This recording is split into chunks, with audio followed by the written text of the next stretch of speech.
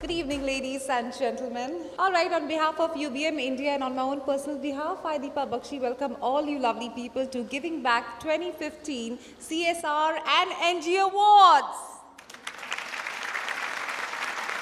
Giving Back 2015 CSR and NGO Award is a unique initiative by UBM India to provide potent opportunities for industry stakeholders to create a better world through giving back. We connect the corporate houses and NGOs on a common platform with the aim of fostering fruitful partnerships between them. And now, ladies and gentlemen, before I proceed further towards the awards, I would like to invite on stage a dynamic personality who has been the driving force behind this project for the last 3 years. And now, who heads UBM India? So, ladies and gentlemen, please put your hands together and welcome Mr. Yogesh Mudras, Managing Director, UBM India, for the opening address.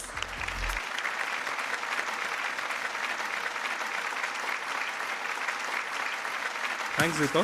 A warm welcome to all of you, and thank you for being with us here today for this very special night. Giving Back is a unique initiative by UBM India through which we provide potent opportunities for industry stakeholders to create a better world. Through Giving Back, we connect NGOs, corporate houses, and government on one common platform with the aim of fostering fruitful partnerships. We are also proud to bring, along with the awards today, a Giving Back Collector's Edition, a publication which is dedicated to corporate CSRs and NGO fraternity in India. The awards night today is also to celebrate the success, to recognize and honor some of the best corporates, NGOs, individuals, and also certain projects which have set a benchmark of excellence in this space. So before I conclude the address and officially commence the awards night, I would like to thank all our partners for their participation and support in making this awards night a grand success. And also heartiest congratulations in advance to all the award winners. So thanks a lot and have a wonderful evening ahead. Thank you. I would now like to invite on stage Dr. Bhaskar Chatterjee, Director General and CEO, Indian Institute of Corporate Affairs, to deliver a chief address. Ladies and gentlemen, please put your hands together for Dr. Chatterjee.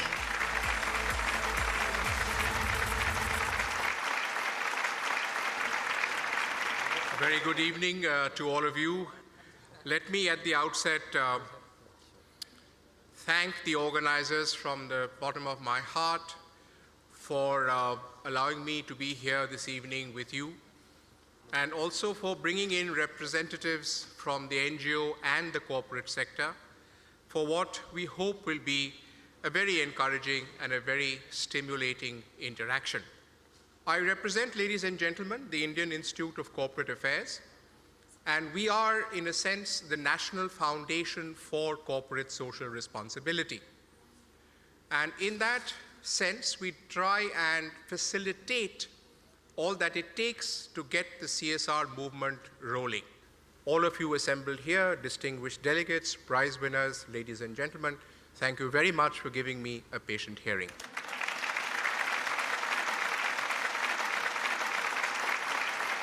Well, thank you so much, sir, for enlightening us. And now, ladies and gentlemen, let us move forward towards the panel discussion on the corporate NGO partnership, a gateway towards inclusive CSR. And for the same, I would like to invite on stage Mr. Ashwin Mohan from ET Now.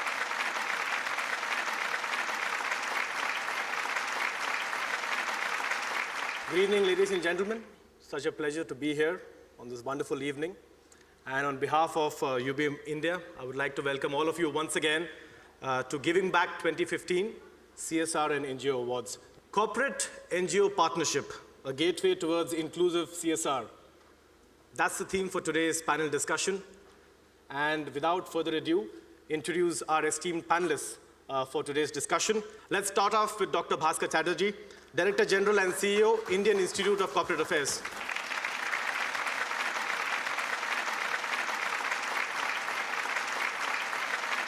Next, we have Neeraj Kulshrestha, Head of Operations at the Bombay Stock Exchange.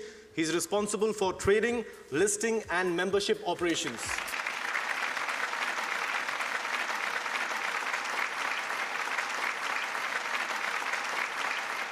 Next up, we have Mr. Ashok Sajanhar, the former ambassador of India to Kazakhstan, Sweden, and Latvia. He has represented India at several multilateral trade negotiations, and of course, he will be sharing our international perspective on the panel today.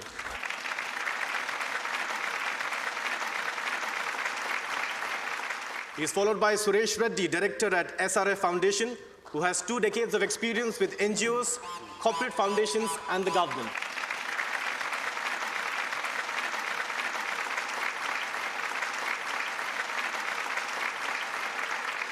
And finally, last but not the least, we have with us Piyush Jain, founder and CEO of Impact Guru, a fundraising platform for non-profits and social enterprises in Asia.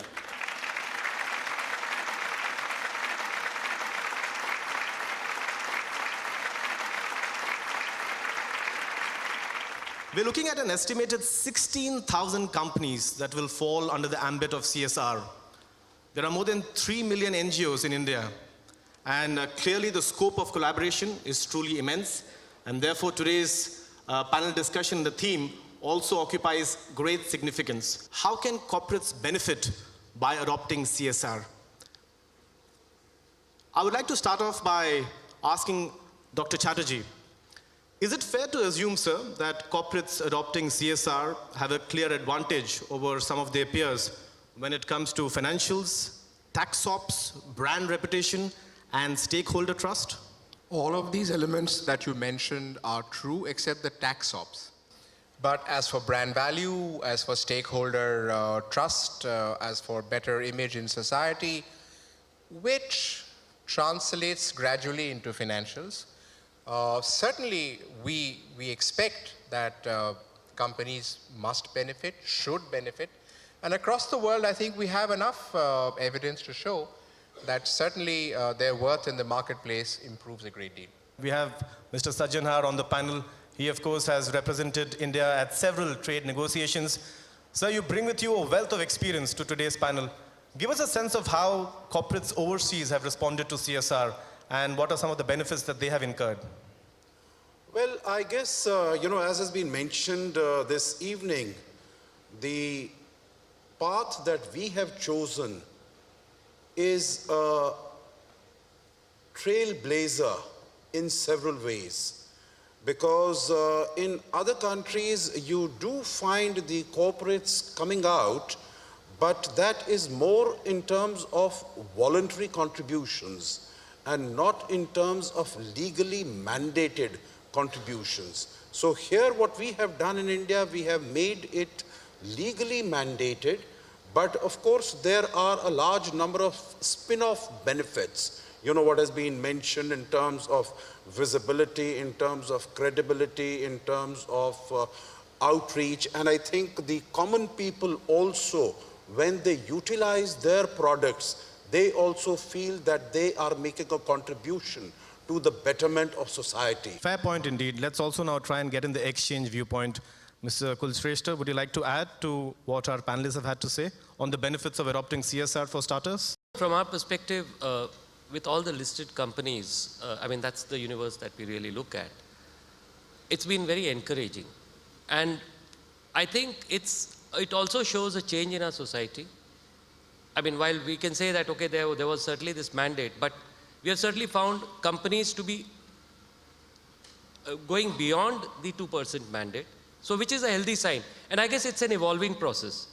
The real point is that the new generation in today's time will certainly ensure, I have pressure from my children. So we all do it. We all like to do it. And as I said, it's a very healthy trend. And we are very happy with the kind of results that we are seeing. Let's move on a little further in the panel discussion today. I would like to rope in Mr. Reddy over here.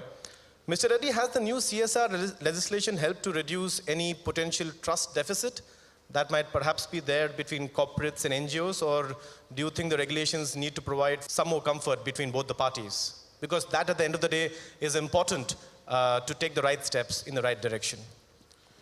If you see that, like corporates need the NGOs because they have the field presence, they can working with the communities and they know how to work in the development sector. Corporates know how to manage the business and they have the systems and process technology, all those things. So it's a complementary with each other, corporates and NGOs. At the same time, you see the capabilities of the NGOs or expectations of the corporates. And as Dr. Chatterjee mentioned that 33 thousands of NGOs are there, but out of these 33,000 NGOs, only selected few are having the capability or professional approach or communication channels and able to deliver it timely kind of thing. There is a requirement for filtration and also perhaps more comfort. Piyush, give us a sense of what your experience has been on the online media. What's been the response from NGOs and how have they lapped up to it? Basically, what Impact Guru has created is an online crowdfunding platform connecting non-profits and corporates. And for the first time, actually, for the Chennai campaign, when there were so many floods going on, we had big corporates like Godrej actually donating through our platform.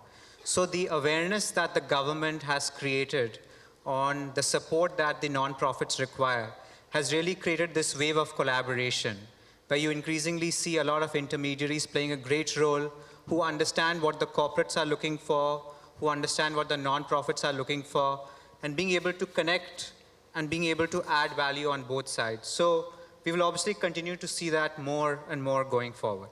All right, might I add that greater disclosures from all stakeholders, be it the government, be it the corporates, be it the NGOs, will definitely be a step in the right direction and also foster an environment of greater trust, and trust indeed is the need of the hour. Unfortunately, with that, we have run out of time on this panel discussion. I would like to thank all the panelists on stage, Mr. Chatterjee, Mr. Kulshrestha, Mr. Sajjanhar, Mr. Reddy, and Piyush. Round of applause for all of the audience.